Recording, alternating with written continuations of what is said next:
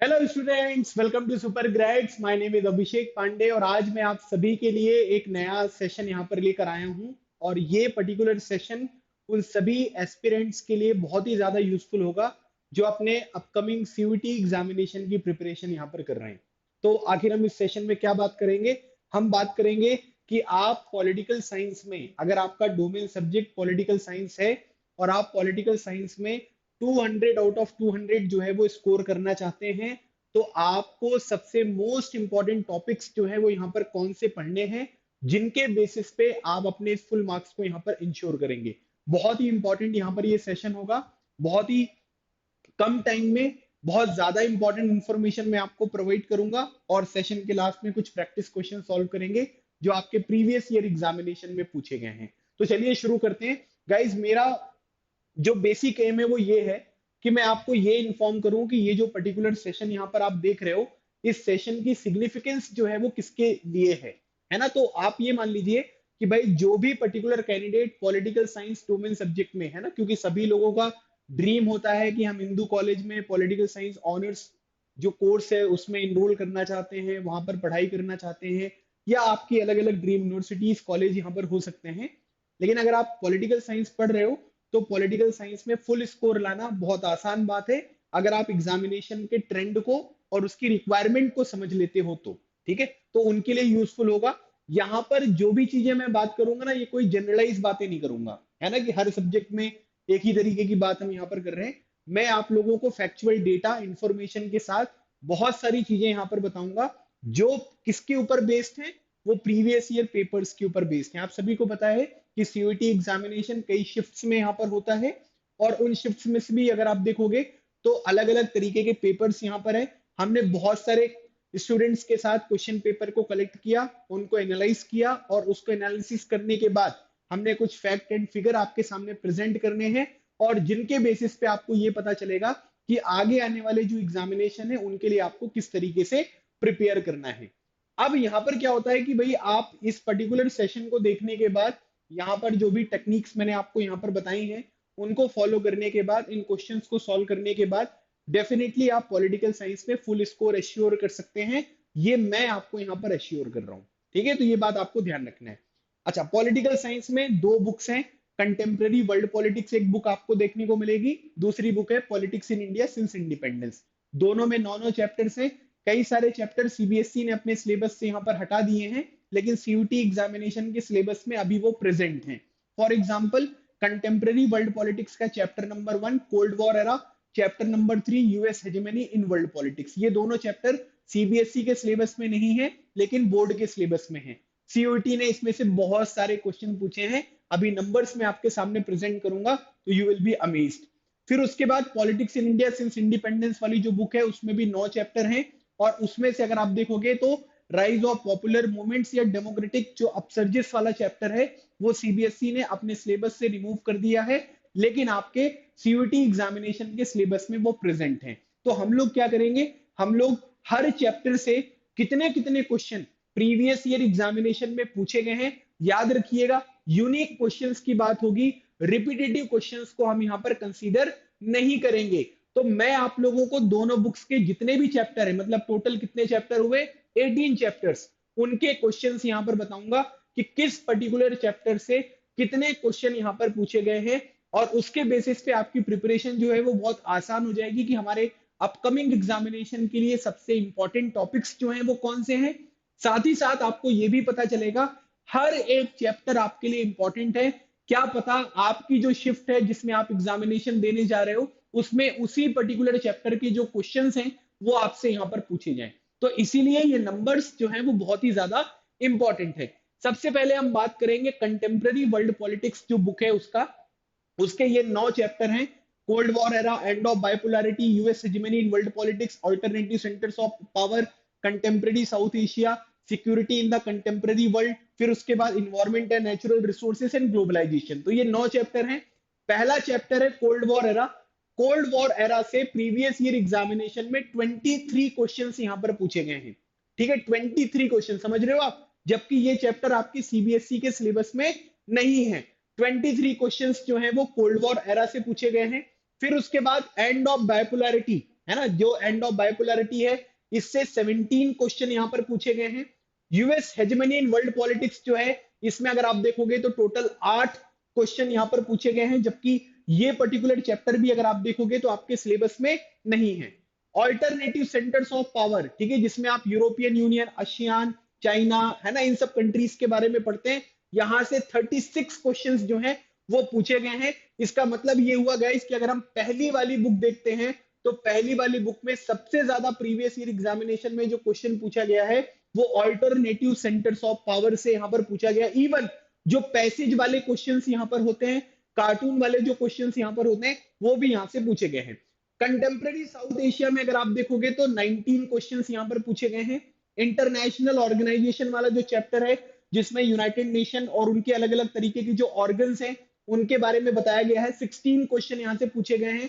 Security in the contemporary world जो हमारा chapter है, उससे 8 क्वेश्चन पूछे गए हैं। इन्वायरमेंट एंड नेचुरल रिसोर्सेज से 17 चैप्टर और ग्लोबलाइजेशन से 14 क्वेश्चन जो है वो यहाँ पर पूछे गए हैं। तो आप एक बात ये देख सकते हैं कि ऐसा कोई चैप्टर नहीं है जिससे क्वेश्चन ना आया हो। तो पढ़ना तो हमें क्या है कि सारे चैप्टर पढ़ेंगे, क्योंकि आपके शिफ्ट में, आपके पेपर में किस चैप्टर से क्वेश्चन यहाँ पर आ जाएगा, इसके बारे में आपको कोई डिटेल इंफॉर्मेशन तो पता नहीं रहती है ना, या हम प्रिडिक्शन नहीं कर सकते। लेकिन इसका एक ट्रेंड हम यहाँ पर ये देख सकते हैं कि कौन कौन से चैप्टर हैं जो हमारे लिए इंपॉर्टेंट है। For example, alternative centre of power chapter number 1 priority wise. Second number पर अगर आप देखोगे तो कोल्ड वॉर एरा आपको देखने को मिलेगा। थर्ड नंबर पर कंटेम्प्रेरी साउथ एशिया आपको देखने को मिलेगा। चौथे नंबर पर 2 चैप्टर हैं, इन्वायरमेंट एंड नेचुरल रिसोर्सेज, जिसमें क्योटो प्रोटोकॉल, है ना, ब्रंटलैंड रिपोर्ट, इन सब चीजों के बारे में पढ़ाया गया है। फिर एंड ऑफ बाइपोलैरिटी, जिसमें यूएसएसआर के जो भी इंपॉर्टेंट लीडर्स हैं, पेरेस्ट्रॉइका है, ग्लासनोस्ट है, वो सब चीजें क्या होती है उनके बारे में आपको बताया गया है। ग्लोबलाइजेशन से, इंटरनेशनल ऑर्गेनाइजेशन से भी सिग्निफिकेंट अमाउंट में जो क्वेश्चन है वो यहाँ पर पूछे गए हैं। तो ये जो पर्टिकुलर चीजें, अब आप में से कई सारे लोगों को लग रहा होगा कि सर आपने इतने सारे क्वेश्चन बताए, है ना, ये नंबर्स यहाँ पर लिखा, तो आपके पास इन पर्टिकुलर क्वेश्चंस का कलेक्शन भी यहाँ पर होगा। ठीक है, बिल्कुल सही बात है। हम लोग अपने कोर्सेज में जो भी क्लासेस वगैरह होती है उसमें स्टूडेंट्स को प्रीवियस ईयर क्वेश्चन कराते हैं। इवन हमारा जो, ठीक है, स्टडी मटेरियल है उसमें भी हर चैप्टर के बाद हमने प्रीवियस ईयर क्वेश्चंस की लिस्ट यहाँ पर प्रोवाइड करी है, प्रीवियस ईयर क्वेश्चंस के आंसर की हमने प्रोवाइड करी है, जिसमें इन पर्टिकुलर क्वेश्चंस को आप आसानी से यहाँ पर एक्सेस कर सकते हैं। ठीक है, तो आपको ये चीज ध्यान रखना है कि कौन कौन से चैप्टर आपके लिए इंपॉर्टेंट है। ये पर्टिकुलर स्लाइड जो है ये आपके लिए बहुत ही ज्यादा इंपॉर्टेंट है जब आप प्रीवियस ईयर क्वेश्चंस का एनालिसिस करते हैं कि कौन से पर्टिकुलर चैप्टर से किस तरीके के क्वेश्चंस यहाँ पर पूछे गए हैं। तो आपको ये चीज जो है वो थोड़ी सी याद रखना जरूरी है। सेम इसी तरीके से अगर मैं आपको दूसरा वाला बुक कंटेम्प्रेरी वर्ल्ड पॉलिटिक्स के बाद politics in India since independence वाली बुक के बारे में अगर मैं बताऊं, तो उसमें अगर आप देखोगे तो उसमें भी 9 चैप्टर हैं। अब इसमें से अगर आप देखते हैं तो चैलेंजेस ऑफ नेशन बिल्डिंग, है ना, जिसमें प्रिंसली स्टेट्स का इंटीग्रेशन यहाँ पर हो गया, रीऑर्गेनाइजेशन ऑफ स्टेट हो गया, 1960 में महाराष्ट्र और गुजरात बनते हैं, 1963 में नागालैंड बनेगा, 1972 में मेघालय, मणिपुर, त्रिपुरा यहाँ पर आपको इमर्ज होते हुए दिखाई देंगे। फिर उसके बाद अगर आप देखोगे तो 1987 में अरुणाचल प्रदेश, मिजोरम यहाँ पर बनेगा, फिर 2000 में 3 स्टेट्स बनेंगे। तो ये सब चीजें चैलेंजेस ऑफ नेशन बिल्डिंग वाले चैप्टर में है। Era of one party dominance की भाई इलेक्शन यहाँ पर कंडक्ट कराना है, और कांग्रेस की परफॉर्मेंस आपको कैसे देखने को मिली। कम्युनिस्ट पार्टी ने 1957 में केरला में गवर्नमेंट का फॉर्मेशन किया, प्रेसिडेंट रूल लग गया। 1959 में ईएमएस नंबूदिरीपत जो उस टाइम पीरियड पर चीफ मिनिस्टर थे उनको यहाँ से हटा दिया गया। ये era of one party dominance chapter number 2 से 13 क्वेश्चन यहाँ पर पूछे गए हैं। पॉलिटिक्स ऑफ प्लान डेवलपमेंट, जिसमें फर्स्ट, सेकंड और थर्ड 5 ईयर प्लान के बारे में बताया गया है, महेंद्रवीर जी के बारे में बताया गया है। ये सब चीजें जो है, इससे 20 क्वेश्चन जो है वो आपके प्रीवियस ईयर एग्जामिनेशन में आए हैं। इंडिया एक्सटर्नल रिलेशन अगर हम देखेंगे चैप्टर नंबर 4, तो यहाँ से 11 क्वेश्चन जो है वो आपसे पूछे गए हैं। Challenges to and restoration of the Congress system 1964-66 के बाद कैसी कैसी प्रॉब्लम यहाँ पर आई, है ना, सिंडिकेट्स यहाँ पर क्या है। फिर उसके बाद किस तरीके से इमरजेंसी यहाँ पर आपको इंदिरा गांधी का देखने को मिलेगा, इससे 16 क्वेश्चन यहाँ पर पूछे गए हैं। क्राइसिस ऑफ डेमोक्रेटिक ऑर्डर, जिसमें ये इमरजेंसी का टाइम पीरियड जयप्रकाश नारायण जी के बारे में बात करी गई है। जो फर्नांडिस आपको देखने को मिलेंगे उनके बारे में बात करी गई है। इस पूरे के पूरे चैप्टर से 17 क्वेश्चन आपके प्रीवियस ईयर एग्जामिनेशन में आया है। Rise of popular movement, guys ये पर्टिकुलर चैप्टर आपके सीबीएसई के सिलेबस में नहीं है, लेकिन 8 क्वेश्चन अगर आप देखोगे तो इस चैप्टर से भी यहाँ पर पूछे गए हैं। तो आपको ये ध्यान रखना है कि जब तक सीयूटी के नोटिफिकेशन में ये चीज मेंशन नहीं की जाती है कि ये चैप्टर हमने सिलेबस से रिमूव कर दिया है, तब तक आपको वो चैप्टर्स पढ़ने पड़ेंगे। बिकॉज ऐसा हो सकता है कि ये जो 4-5 क्वेश्चन है ये आपके ही शिफ्ट में आ जाए, आपके ही पेपर में आ जाए, और अगर आप उन चीजों को प्रिपेयर नहीं करोगे तो बहुत प्रॉब्लम यहाँ पर हो जाएगी, आपका स्कोर जो है वो डिक्लाइन होता हुआ दिखाई देगा। ठीक है, तो इसीलिए इन चीजों को भी ध्यान रखना है। रीजनल एस्पिरेशन में जो नॉर्थ ईस्ट इंडिया वाली एस्पिरेशन है, पंजाब की जो एस्पिरेशन है, जम्मू कश्मीर की जो एस्पिरेशन है, यहाँ से टोटल 7 क्वेश्चन जो है वो पूछे गए हैं।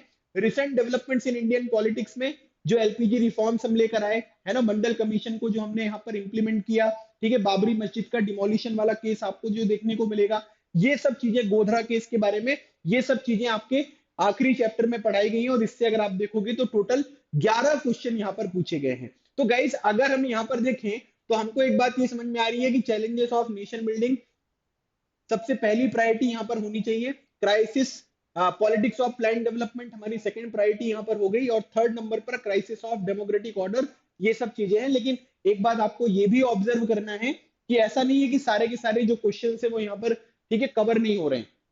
सारे के सारे जो चैप्टर्स हैं वो आपके हर एक चैप्टर से पूछे गए हैं क्वेश्चंस, तो आपको सभी चीजों को यहाँ पर पढ़ना है। लेकिन एक प्रायोरिटी वाली बात होती है कि भाई किस पर्टिकुलर चैप्टर के ऊपर हम ज्यादा फोकस करें, तो आप इन पर्टिकुलर चैप्टर्स के ऊपर यहाँ पर फोकस कर सकते हैं। गाइज मैं अब आप लोगों को ना जो प्रीवियस ईयर एग्जामिनेशन में कुछ क्वेश्चंस यहाँ पर पूछे गए ओरिजिनल क्वेश्चन पेपर के रूप में मैं यहाँ पर प्रेजेंट करूंगा, और उन क्वेश्चंस का सॉल्यूशन करेंगे। जो भी इस सेशन को यहाँ पर देख रहा है, मैं ये चाहता हूं कि आप लोग भी इन क्वेश्चंस का आंसर कमेंट सेक्शन में करें, सो दैट आपको भी यहाँ पर पता चले कि आप इसमें से कितने क्वेश्चन है जो यहाँ पर सही कर रहे हैं और कितने क्वेश्चन है जो आप यहाँ पर गलत कर रहे हो।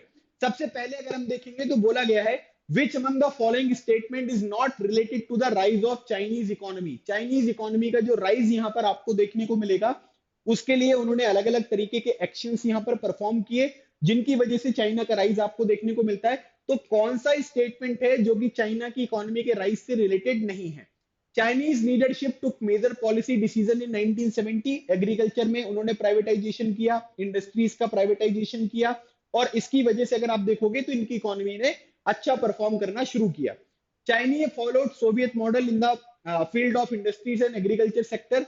Then Xiaoping announce the open door policy, और trade barriers in China were eliminated only in the special economic zone, है ना। मतलब ये जो स्पेशल इकोनॉमिक जोन्स आपको देखने को मिलेंगे, इन स्पेशल इकोनॉमिक जोन्स में चाइना ने यहाँ पर क्या किया, चाइना ने जो भी अलग अलग तरीके के ट्रेड बैरियर्स हैं, मतलब कि जो रिस्ट्रिक्शंस यहाँ पर हो सकती हैं, टैक्सेस वगैरह यहाँ पर हो सकते हैं, इन सब चीजों को जो है इन्होंने यहाँ पर क्या किया, इन्होंने जो है वो खत्म किया।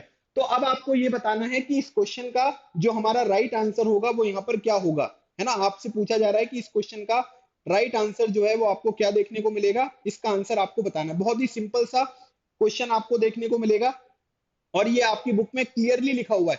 मतलब ज्यादातर चीजें अगर आप देखोगे ना तो आपको एक बात ये समझ में आएगी कि ये सारी की सारी क्वेश्चंस जो हैं वो आपकी बुक से डायरेक्टली यहाँ पर पूछे गए।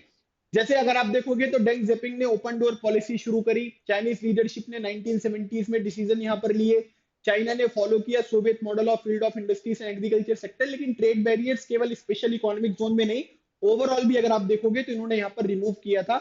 इस वजह से इस क्वेश्चन का आंसर क्या होगा, ऑप्शन नंबर 4। अगला क्वेश्चन देखिए, मंडल कमीशन, ठीक है, मंडल कमीशन का अपॉइंटमेंट जो है वो 1979 में होता है, और इनकी जो रिपोर्ट्स हैं उसका इंप्लीमेंटेशन विश्वनाथ प्रताप सिंह जी की गवर्नमेंट ने 1990 में किया। तो इनकी रिकमेंडेशन क्या थी, आप सभी को पता होना चाहिए। मंडल कमीशन ने ये रिकमेंड किया था कि जितने भी जॉब्स हैं या फिर एजुकेशनल इंस्टीट्यूशंस हैं, उनमें जो अदर बैकवर्ड क्लासेस के लोग हैं, ओबीसी के लोग हैं, उनको हम रिजर्वेशन यहाँ पर प्रोवाइड करेंगे, और इस रिजर्वेशन की जो रेंज होगी वो कितनी होगी, वो 27% यहाँ पर होगी। तो इस क्वेश्चन का राइट आंसर होगा ऑप्शन नंबर 3। मंडल कमीशन बिंदेश्वरी प्रसाद मंडल जी की लीडरशिप में यहाँ पर अपॉइंट किया गया था, जनता पार्टी ने इसको यहाँ पर अपॉइंट किया। Medha Patkar is related to which of the following movement. ये राइज ऑफ पॉपुलर मूवमेंट या डेमोक्रेटिक अपसर्जिस वाला ये चैप्टर है, जो आपके आप ये मान सकते हैं कि सिलेबस से रिमूव कर दिया गया है सीबीएसई के, लेकिन सीयूटी में ये क्वेश्चन आया हुआ है। तो याद रखिएगा, मेधा पाटकर जी का एसोसिएशन आपको किससे देखने को मिलेगा, Narmada Bachao Andolan. So right answer is option number B, है ना। सरदार सरोवर डैम, है ना, जो गुजरात को बहुत बेनिफिट प्रोवाइड करेगा। एंटी एरेक मूवमेंट जो है वो आंध्र प्रदेश में आपको देखने को मिलेगा। राइट टू इंफॉर्मेशन एक्ट जो है वो 2005 में यहाँ पर पास किया गया। फिर उसके बाद movement of self respect for the Dravidians, ठीक है, ये आपको याद रखना है। यहाँ पर क्या है कि ईवी रामास्वामी नाइकर ने ये सेल्फ रिस्पेक्ट मूवमेंट जो है वो तमिलनाडु वगैरह में यहाँ पर शुरू किया है। इस क्वेश्चन का जो हमारा राइट आंसर है दैट इज नर्मदा बचाओ आंदोलन। नेटो का फॉर्मेशन कब होगा? नॉर्थ अटलांटिक ट्रीटी ऑर्गेनाइजेशन, है ना, जो वेस्टर्न अलायंस आपको देखने को मिलता है, इनका मानना ये था कि नेटो जो कंट्रीज हैं, जो आज के टाइम पीरियड पर 31 मेंबर्स आपको देखने को मिलेंगे, इनिशियली 12 कंट्रीज ने इसका फॉर्मेशन यहाँ पर किया था, अप्रैल 1949 में किया, और इसके अगेंस्ट में जो ईस्टर्न अलायंस है जिसका लीडर यूएसएसआर था, उसने 1955 में वॉर्सो पैक्ट जो है वो यहाँ पर स्टेब्लिश किया था। तो इस क्वेश्चन का राइट आंसर होगा ऑप्शन नंबर 1, 1949। यहाँ पर दो स्टेटमेंट दिए गए हैं, आपको बताना है कि कौन सा सही है और कौन सा गलत है।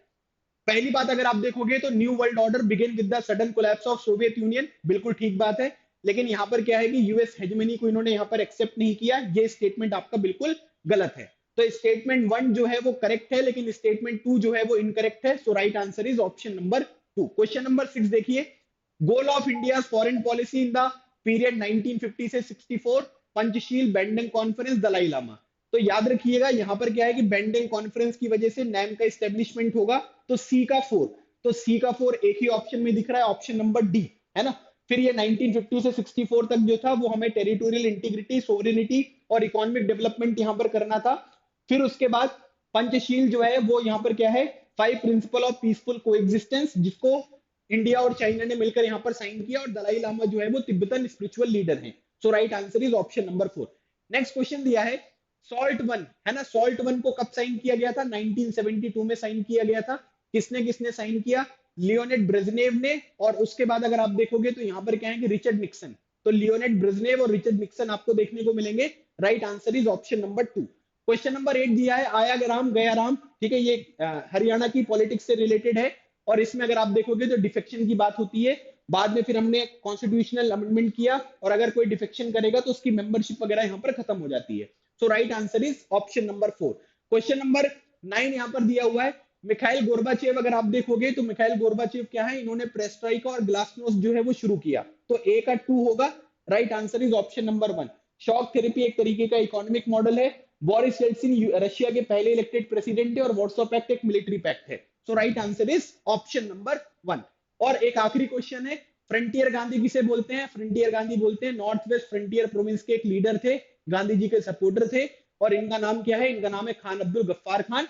So right answer is option number 4। So guys यहाँ पर आपको एक बात ये ध्यान रखनी है कि इस तरीके के क्वेश्चंस वगैरह जो हैं वो पूछे जाते हैं, और जो भी सेशन यहाँ पर कंडक्ट होते हैं उनकी अगर आपको पीडीएफ वगैरह चाहिए तो आप CUT by सुपरग्रेड्स -टॉप रैंकर्स, ये हमारा चैनल है, इसको डाउनलोड कर लीजिएगा, ज्वाइन कर लीजिएगा, और यहाँ से सारी पीडीएफ वगैरह आपको मिल जाएंगी। बाकी अगर किसी भी तरीके के कोई डाउट होते हैं तो 7676564400 ये नंबर पर कॉल करिएगा, और इससे आपके रिलेटेड जितने भी अलग अलग तरीके के डाउट्स हैं उन्हें फ्री ऑफ कॉस्ट यहाँ पर आपको रिजॉल्व करके प्रोवाइड किया जाएगा।